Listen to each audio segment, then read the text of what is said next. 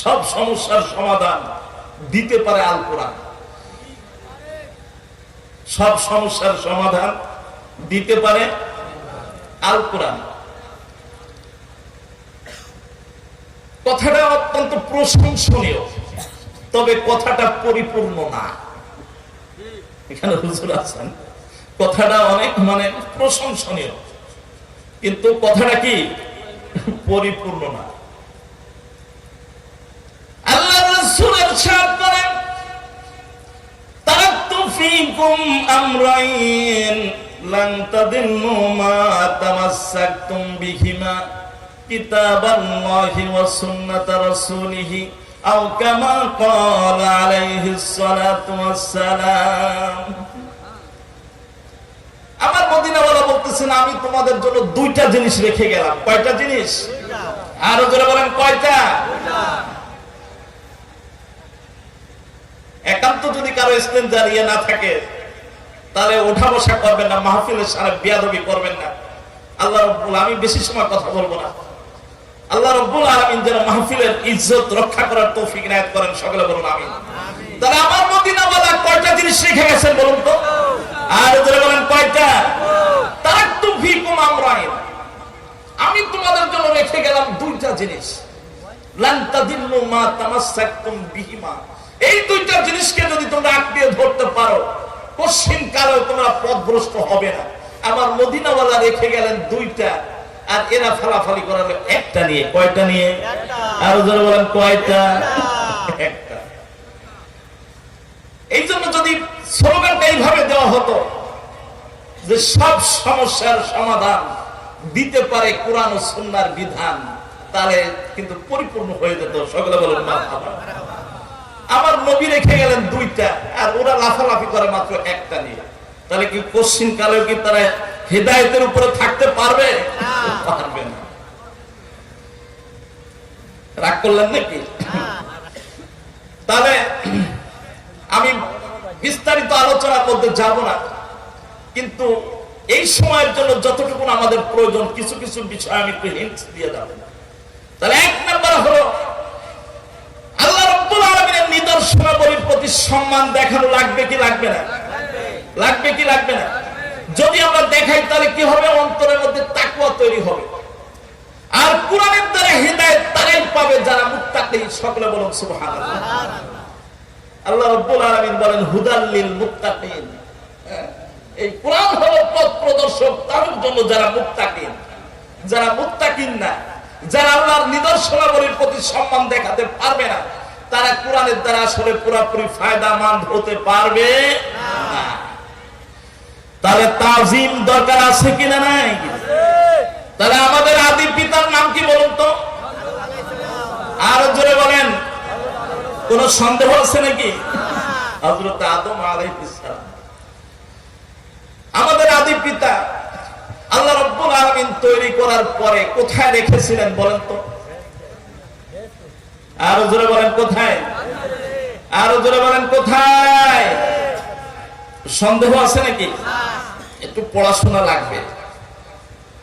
আমি শুনতে পেলাম দীর্ঘদিন নাকি এই মাহফিলটা হয় না, কিন্তু এই মাহফিলটা যদি মনে করেন প্রতি বছর হইতো, কিছু কিছু যদি আপনার একটা করে কথাও যদি যোগ হইতো, তাহলে 10 বছর মাহফিল হলে 10টা কথা, আপনি একজন মোটামুটি ভালো আলেম হয়ে যেতেন না? একটা মাহফিল কিন্তু এলাকার অনেক কিছু পরিবর্তন করে দেয়।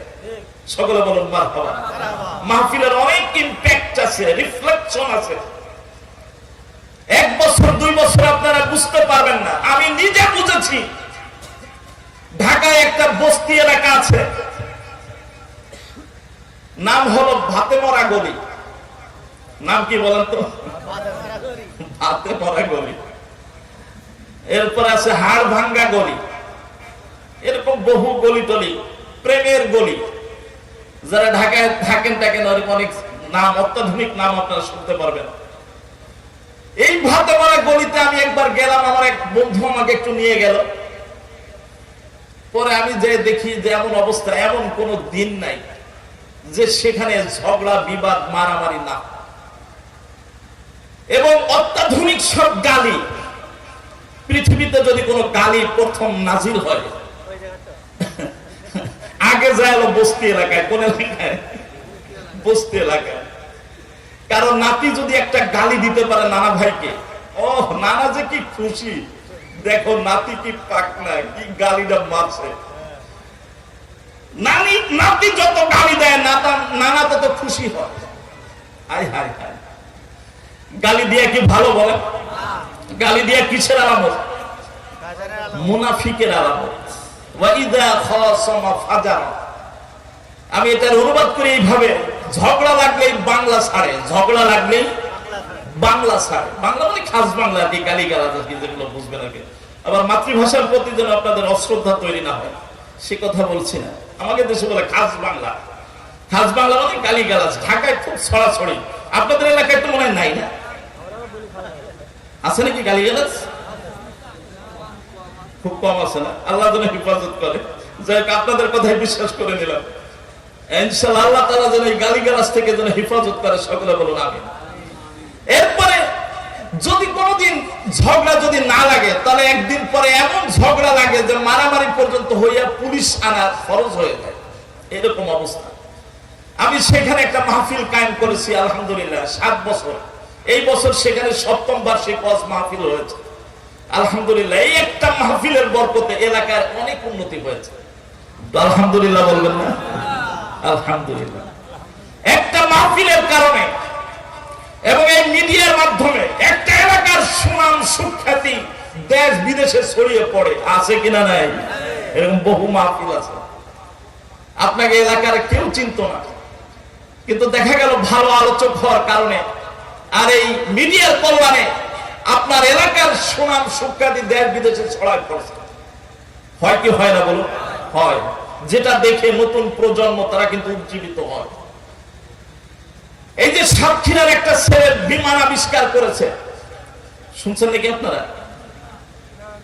হ্যাঁ, আমি ফেসবুকে দেখেছি। হ্যাঁ, এবং সে বিমান নাকি চালায়ও, তালা থানায় না? এই দেখেন, কয়েকটা বাংলাদেশের কয়েকটা জায়গায় শুরু। একটা ছেলে ব্রাহ্মণবাড়িয়া, এবং এই আরেকটা হলো সাতক্ষীরা, আর একটা আছে হলো চিটাগাং। এরকম বাংলাদেশের মাত্র গুটি কয়েক জায়গায় এক একজনে এক এক ধরনের বিমান, কেউ ফাইটার, কেউ আছে পরিবহন বিমান, কেউ আছে ড্রোন, এরকম বিভিন্ন স্টাইলের বিমান বাংলাদেশের যে কয়টা জেলার ছেলেরা এটা আবিষ্কার করতে পেরেছে, তার মধ্যে কিন্তু সাতক্ষীরার একটা ছেলেও আছে। আছে কিনা নাই? এটার দ্বারা কিন্তু তরুণ প্রজন্ম তারা উজ্জীবিত হয়, এবং এটা ইমানদারদের, মুসলমানদের কিন্তু একটা ঐতিহ্য। সকলে বলুন মারহাবা। আল্লাহ রাব্বুল আলামিন বলেন, ওয়া'ইদু লাহুম মাস্তাতা'তুম মিন কুওয়াতিন ওয়া মির রিবাতিল খাইলি তুরহিবুনা বিহি আদুল্লাহ। আল্লাহু আকবার।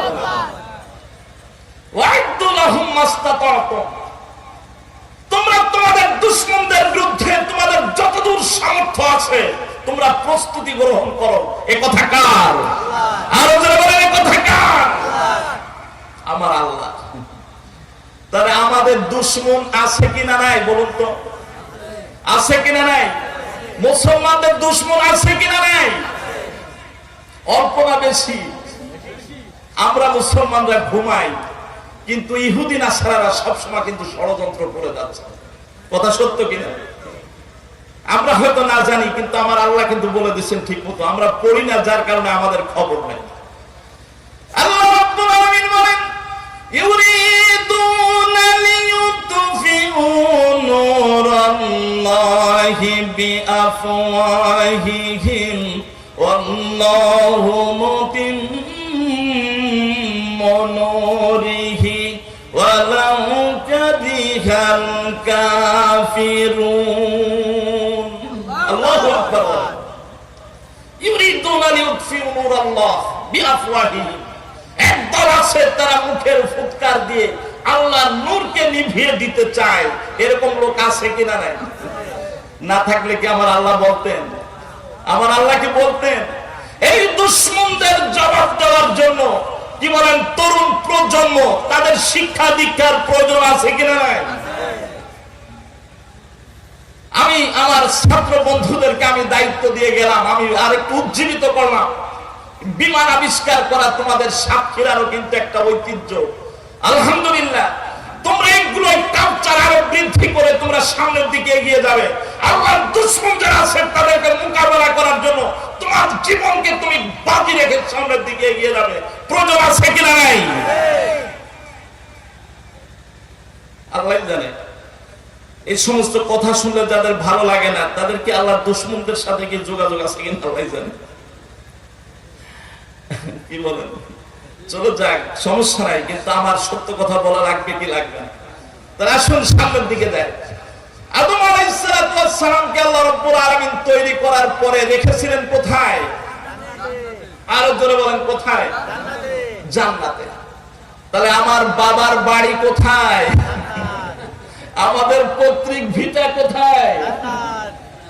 মনে থাকবে, পৈতৃক ভিটার জন্য, পিতার বাপদাদার বাড়ির জন্য সন্তানের মনের মধ্যে একটা টান থাকে কি থাকে না?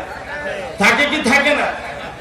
তাহলে আমার বাবা যেখানে ছিল, আদি মাতা মা হাওয়া আলাইহিস সালাম যেখানে ছিলেন, তাদের জন্য আমাদের মনের মধ্যে একটু টান আছে কিনা নাই? তাহলে আমাদের আদি নিবাস কোথায়? তাহলে জান্নাতে আবার ফিরে যাওয়া লাগবে কি লাগবে না? লাগবে না মানে আমার বাবার বাড়ি, কি বলেন? আমি যাবো না, যাবে কে? আমি যাবো না, যাবে কে? আমার বাবার বাড়ি জান্নাত, আমার আদি পিতা মাতার বাড়ি হলো জান্নাত। আমি জান্নাতে যাবো না, তো যাবে কে? যাবো তো ইনশাল্লাহ।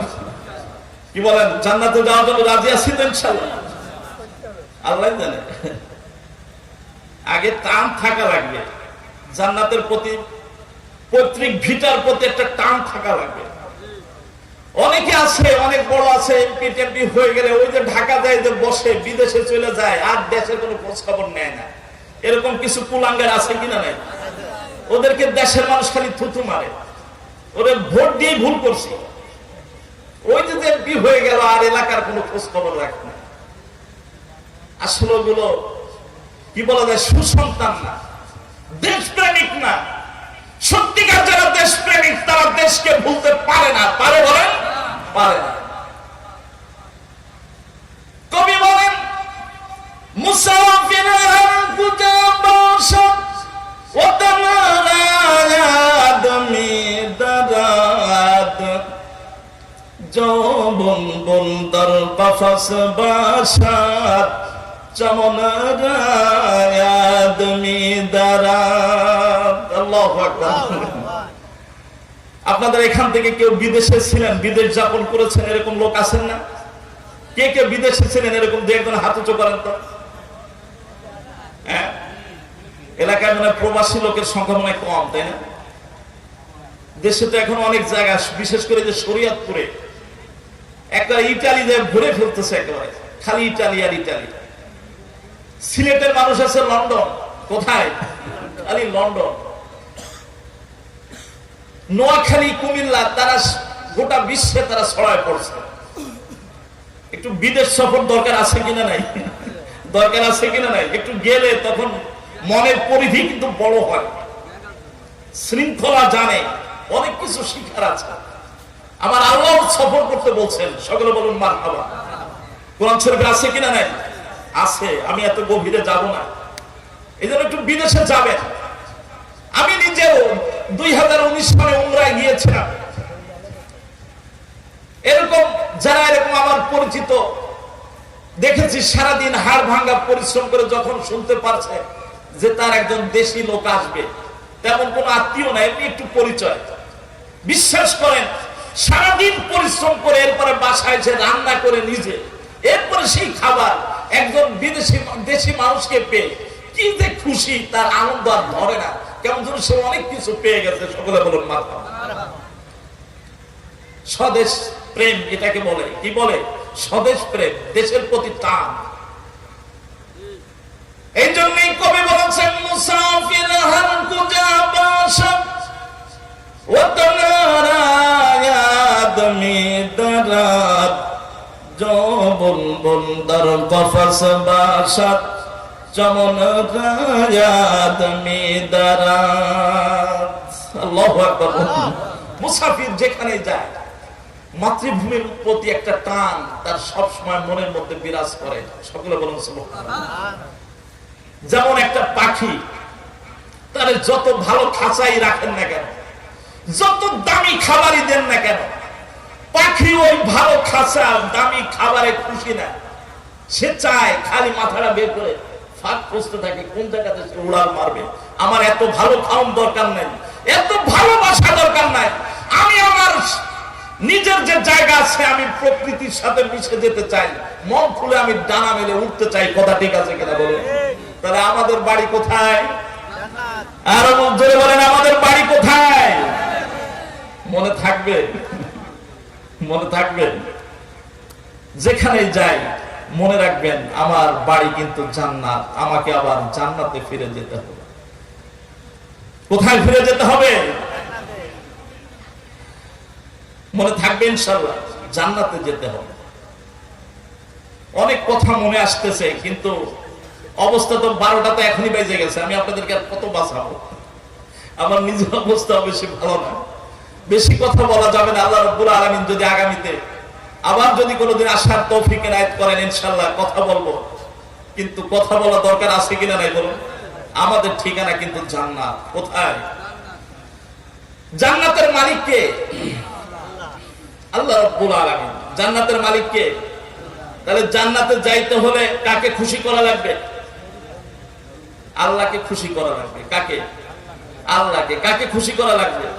আল্লাহকে খুশি করা লাগবে। আল্লাহর সাথে সম্পর্ক তৈরি করতে হবে। একদিন এক বক্তা ওয়াজ করতেছিল যে মনে করেন একজন খুব বুড়া বৃদ্ধ মানুষ মাহফিল শুনতে গেছে, বাসার ভিতরে রেখে এসেছে বুড়িকে। কাকে? নিজের স্ত্রী হোক না বুড়ি, বুড়া বয়সে যেটুক থাকে ওই ঢুকে অনেক কাজে লাগে। লাগে কি লাগে না? আরো বেশি কাজে লাগে। এখন মুরব্বী তো ওয়াজ শুনতে গেছে, বাইরের কোন পরপুরুষ এসে যদি মনে করেন খুব ডাকাডাকি করে, বুড়ি কি দরজা খুলবে? কি বলেন? দরজা খুলবে? দরজা খুলবে। তার কারণ না জানি কে কোত্থেকে এসেছে, বিপদ হতে পারে, দরজা খুলবে না। কিন্তু ওনার যিনি মনের মানুষ স্বামী এসে যদি ডাকও না দেয়, খালি গলায় যদি কি বলেন ডাকও দেয় না, খালি একটা কাশি দিছে, কাশি দিতে দেরি, দরজা খুলতে দেরি নেই। কি বলেন? এরকম হয় কি হয় না? দিছে কি কাশি, খুলে গেছে দরজা। আগে একটা লোক এসে এত ডাকাডাকি করলো, দরজা খুললো না, আর এখন একটা কাশিতে দরজা খুলে গেল। কারণ কি? সম্পর্ক আছে। কি আছে? কার সাথে সম্পর্ক আছে? বুড়ার সাথে সম্পর্ক আছে। আছে কিনা নাই? বুড়ার সাথে কি আছে? সম্পর্ক যদি থাকে একটু গলা খাকরানি দিলেই দেখবেন যে দরজা খুলে গেছে। এই জন্য আমরা যদি সে জান্নাতে যেতে চাই, তাহলে জান্নাতের যিনি মালিক আমার আল্লাহর সাথে সম্পর্ক লাগবে কি লাগবে না? লাগবে কি লাগবে না? এখন আল্লাহর সাথে যদি আপনি সম্পর্ক করতে যান, আমি আপনাদের সামনে একটা আয়াতে কারিমা তিলাওয়াত করেছি। আল্লাহ রাব্বুল আলামিন বলেন, আমার সাথে সবাই পড়েন, আপনারা অনেকে পারেন।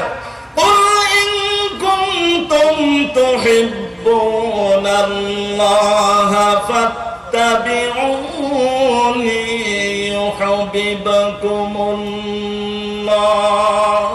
আল্লাহু আকবার। এটা কার কথা? হুজুরের কথা না আমার আল্লাহর কথা? এটা কি আল্লাহর কথা না মোল্লার কথা? আল্লাহর না মোল্লার? আল্লাহর কথা। মুখস্থ করা লাগবে কি লাগবে না? আমার নবীজি মুখস্থ করতেন কি করতেন না? আল্লাহু আকবার। জিবরিল আমিনের কাছ থেকে কথাটা শোনার সাথে সাথে আমার মদিনা ওয়ালাসীরা মুখস্থ করার জন্য ঠোঁট মোবারক বারবার খালি নাড়াতেন। সকলে বলুন সুবহানাল্লাহ। সেদিকে যাব না। তাহলে একটু মুখস্থ করলেন। কোরআনের প্রতি যদি মহব্বত থাকে তাহলে একটু মহব্বতেই হয়তোবা আপনার জন্য জান্নাতের ফয়সালা হয়ে যেতে পারে। সকলে বলুন সুবহানাল্লাহ। আমার মদিনাওয়ালার শব্দ মান লাইসা ফি জাওফিহি শাইউম মিনাল কুরআন কাল বাইতিল খারিব। ও আমার উম্মতেরা শুনে রাখো, যার অন্তরের মধ্যে কিঞ্চিত পরিমাণ কুরআনুল কারীম নাই, কুরআন শরীফ নাই, তার এই কলব নামক ঘরটা হলো একটা বিরান ঘরের মতো। সকলে বলেন নাউজুবিল্লাহ। বিরান ঘর। বিরান ঘর কাকে কি বলে? মানে যে ঘরে কোনো মানুষ থাকে না। মানুষ না থাকলে কি থাকে সেখানে? এই দেখবেন পোকামাকড় আস্তে আস্তে চোরে সবকিছু চুরি করতে করতে। আমার একটা নানির দুঃসম্পর্কের, একটু দূরের সম্পর্কে, ওনার এরকম ছেলে টেলে ছিল না, মেয়ে কয়েকজন, এরকম বিয়ে শাদী হয়ে গেছে, মেয়েরা জামাইয়ের ওখানে চলে গেছে। উনি কয়দিনের ঘর পাহারা দেবে, পরে বয়স যখন বেশি হয়ে গেছে উনিও এক মেয়ের কাছে চলে গেছে। মাঝে মধ্যে ওই ঘরের মায়া মাঝে মধ্যে যায়, কিন্তু যে দেখে খালি আফসোস করে, আজকে এটা চলে নিয়ে গেছে, ওটা চলে নিয়ে গেছে। পরে একদিন যাইয়া দেখে যে মাটির বড় একটা পাত্র ছিল, ওটা তো নিতে পারে, ওর মধ্যে বসে পায়খানা করে ধুয়ে গেছে। এটার নাম কি? বিরান ঘর। এটার নাম কি? বিরান ঘর। চোর এত কষ্ট করে আসছে, কিছুই পায় না, রাগ হয়ে গেছে, আর কি করবে, যে একটু পায়খানা করে রেখে গেছে। নাউজুবিল্লাহ। তাহলে যে উম্মতের মনের মধ্যে কুরআনুল কারীম নাই, আমার মদিনাওয়ালা বলেন তার ঘরটা যেন একটা বিরান ঘর। সকলে বলুন নাউজুবিল্লাহ। এই জন্য কুরআনুল কারীম মুখস্থ করা লাগবে কি লাগবে না? একটু চেষ্টা করবেন, মাহফিলে গেলে একটু চেষ্টা করবেন। আমার মদিনাওয়ালাও চেষ্টা করতেন, এটা একটা অন্যতম সুন্নাত। সকলে বলুন মারহাবা। আল্লাহ রাব্বুল আলামিন বলেন, কুল ইন কুনতুম তুহিব্বুনাল্লাহা ফাত্তাবিউনি ইউহিব্বুকুমুল্লাহ।